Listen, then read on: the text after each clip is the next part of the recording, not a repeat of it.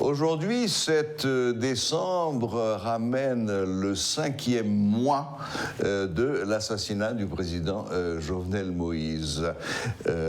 Nous allons jeter un coup de projecteur sur ce gros dossier, savoir comment il évolue, où est-ce qu'on en est, à quoi il faut s'attendre. Et pour ce faire, nous avons par téléphone depuis les États-Unis notre ami Stanley Lucas, lui-même qui se dit fut un proche du président Jovenel Moïse, et il est d'abord et avant tout un spécialiste en développement politique. Bonsoir Stanley Lucas. Salut Serge, je salue toute l'équipe et content d'être avec vous aujourd'hui. D'accord. Stanley, est-ce que vous avez des informations que nous n'avons pas? Bon, il faut dire que le 7 juillet, comme tu viens de le dire, le président de la République, le 58e président, a été assassiné. Ça a un impact psychologique, physique sur la population et sur la diaspora, particulièrement la diaspora. Les Haïtiens à l'étranger reçoivent des questions des gens qu'ils fréquentent. Comment se fait-il qu'en plein 21e siècle, on assassine un président chez vous? Donc, depuis 5 mois, il y a deux mouvements qui sont en cours. D'une part, l'enquête institutionnelle par le juge d'instruction qui subit des pressions.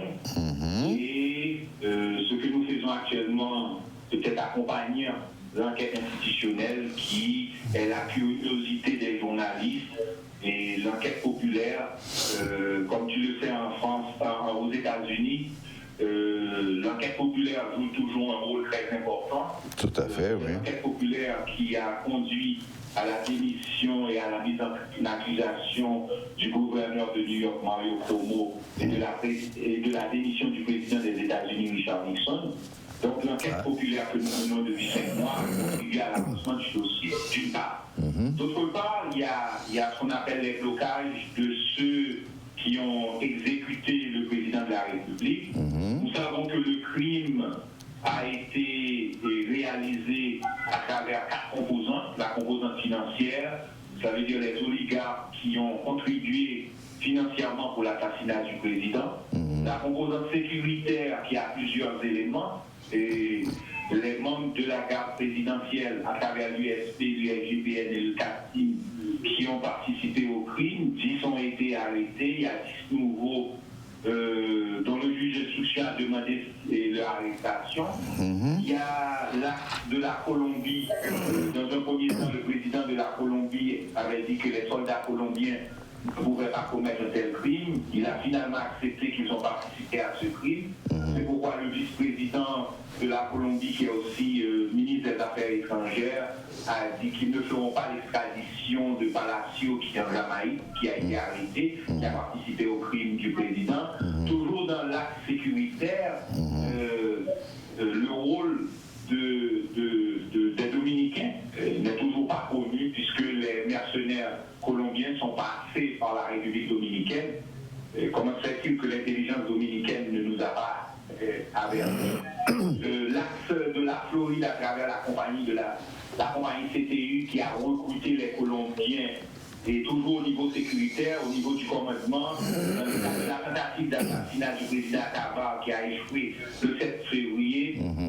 Quelles sont les connexions qui existent entre l'assassinat du 7 juillet et la tentative d'assassinat du 7 février? Nous n'avons toujours pas la réponse. La composante politique, après 5 mois, est un peu plus claire. Il y a des éléments du Parti Unité qui ont clairement participé à l'assassinat du président. Nous l'avons appris à cause de la publication du rapport de la DCPJ et de l'enquête menée par le commissaire Bedford Claude, qui a montré clairement que le Premier ministre actuel était en coordination avec Badio Joseph le jour de l'assassinat et a parlé avec lui 17 fois pendant le mois de juin. Donc cette connexion existe et elle est claire. Et toujours dans la composante politique, il y a aussi les questions qui sont posées maintenant à l'ancien président de la République, Michel Martelly, puisque les 7 membres rapprochés de la sécurité de Jovenel Moïse ont été installés par Martelly et sa coalition, sa présence dans la coalition actuelle, il y a des éléments qui ont participé dans l'assassinat du président, fait qu'il y a des questions qui sont directement pointées sur Martelly. Enfin, la composante judiciaire, on sait qu'il y a au moins 2 juges de la Cour de cassation, Michel Brésil qui a participé à la tentative d'assassinat du 7 février à Tabar, juge Wendell Koch de la Cour de cassation qui a participé à l'assassinat du 7 juillet. Et les 5 mois passés ont permis de voir aussi la complicité, une certaine complicité au niveau de la Cour d'appel, du tribunal de première instance et de la Cour des comptes, puisque 2 juges avaient été identifiés comme ayant participé dans l'assassinat du président. Malgré tout, la Cour des comptes essayait illégalement de les réinstaller dans leurs fonctions pour empêcher leur questionnement. Ils ont échoué dans cette tentative. Bien entendu, il y a de nombreuses questions qui n'ont pas encore de réponse, mais malgré les blocages institutionnels, l'enquête avance et en 5 mois, on a observé au moins 18 obstructions de l'actuel Premier ministre dans le cadre de l'enquête. Bien, ben voilà un résumé tout à fait complet, exhaustif de la situation. Cependant, Stanley Lucas, j'aimerais quand même rappeler pour tout le monde, vous avez fait porté un certain nombre d'accusations ad nominem. Je rappelle que la présomption d'innocence est valable pour tout le monde et que tant que quelqu'un n'a pas été jugé et condamné, il est considérés comme innocents. Donc ils sont peut-être accusés, mais ils ne sont pas condamnés. Donc j'aimerais faire cette rapproche. On a remarqué aussi pendant les 5 mois que le système judiciaire est contrôlé par 2 ou 3 oligarques de Pétionville. Ils ont un contrôle absolu du système judiciaire. On savait déjà qu'ils ont capturé l'État, qu'ils avaient un contrôle sur le Parlement. Mais on ne savait pas qu'ils avaient un contrôle aussi absolu sur le système judiciaire. Et c'est pourquoi notre contribution à l'enquête, et nous suggérons aux juges d'instruction d'écrire à Facebook. Facebook est le propriétaire de WhatsApp. L'adresse email est records, records@facebook.com, légal, legal@facebook.com. Comme on ne peut pas prononcer la 3e adresse en français, je vais l'épeler. SUBTONA@facebook.com. Si le juge d'instruction prend les numéros de téléphone qui sont dans le rapport de la DCPJ et des gens qui sont suspectés, le juge d'instruction écrit à Facebook aux adresses que je viens de donner, réclamant de Facebook les messages WhatsApp de tous ces gens de janvier 2019 à septembre 2021, ça lui prendrait à peu près 3 semaines pour identifier tous les assassins du président. Tous les présumés assassins. Bien sûr. Bon, Stanley, merci. J'espère que beaucoup de gens entendront cette interview et qu'ils noteront ce moyen de contacter Facebook. Et si ça vient d'un juge d'instruction, juge Aurélien, bien oui, en effet, peut-être que ça va se faire. Mais pour l'instant, il y a un autre cas, point d'interrogation.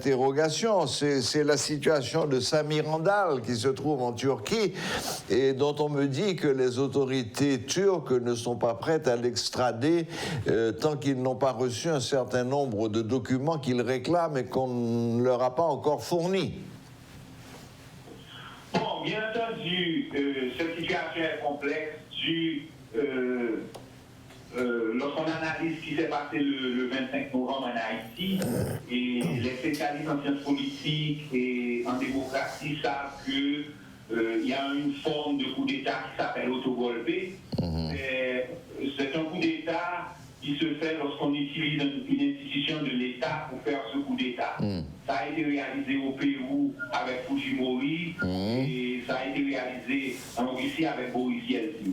Le 5 novembre, pour garantir qu'il y a des blocages et qu'il n'y ait pas de suivi dans le cadre de l'enquête du président de la République au niveau du pouvoir exécutif, Ariel Henry a opéré ce qu'on appelle un autogolpé et a mis en place une coalition opposée à l'enquête du président, dont les suivis qui devraient être faits par le pouvoir exécutif ne seront pas faits. Comme je l'ai dit tout à l'heure, en 5 mois, l'actuel Premier ministre a fait 18 obstructions à la justice. Et on a aussi remarqué, selon les rapports de presse, qu'il y a des requêtes du juge d'instruction à la DGCL qui n'ont pas été honorées. Donc les sabotages pour que la justice ne mette pas la main sur les assassins, les sabotages sont en cours. Ouais. Donc moi, depuis l'autogolpé du 25 novembre, il n'y a pas beaucoup d'efforts de l'exécutif. D'ailleurs, pendant les 5 derniers mois, le CSPN n'a donné aucun point de presse sur l'avancement de l'assassinat et de l'enquête sur l'assassinat du président. Ouais. Même quand il y a un juge d'instruction qui travaille sur le dossier, le pouvoir exécutif avait fait sortir à travers la police nationale des avis de recherche. Oui. Au moins, ils auraient pu chaque semaine donner un point de presse sur l'évolution des dossiers des recherchés. On observe qu'il y a clairement une opposition au niveau du pouvoir exécutif et depuis le coup d'État, il y a une opposition à l'avancement de l'enquête. Oui. Bon, Stanley, malheureusement, le temps nous fait un peu défaut. Encore une fois, merci de nous avoir consacré un peu de votre temps, même si c'est par téléphone. Oui. En décembre, oui. C'est bon de rappeler la mémoire des gens et il faut se rappeler que c'est un 1er décembre 2019 que l'ancien directeur de la DCPJ, Michael Lucilius, qui avait l'habitude d'arrêter les bandits, les criminels, il avait été assassiné. C'est un 3 décembre que Brignol Lindor a été assassiné, un journaliste qui faisait son travail à Petit-Gouave. C'est important de rappeler ça parce que quelqu'un comme Brignol Lindor, il faut lui construire une statue à Petit-Gouave comme un héros de la presse, un héros de la démocratie. Le 5 décembre 1986, dans le cadre de la démocratie, il y a une bombe qui avait été lâchée à Pétionville, qui a créé beaucoup de dégâts et détruit la vie de certaines personnes, parmi Elvania qui a perdu 2 pieds et 1 bras. Et cette dame aujourd'hui, elle est complètement abandonnée alors qu'elle est une héroïne de la démocratie. Ouais. Donc c'est bien de rappeler que ces gens existent si nous voulons bâtir une société démocratique. Je te remercie et j'espère que les gens qui écoutaient ont appris quelque chose. Merci Stanley, encore une fois, merci de cette interview par téléphone et de toute façon on garde le contact. Dès que vous aurez du nouveau, n'hésitez pas à nous contacter. Le cas toujours avec plaisir. Bonne soirée, bonsoir. Merci, bonne soirée à vous également. Voilà, c'était Stanley Louka depuis les États-Unis qui nous apportait un certain nombre d'informations intéressantes sur l'évolution ou la non-évolution de l'enquête sur l'assassinat du président Jovenel Moïse.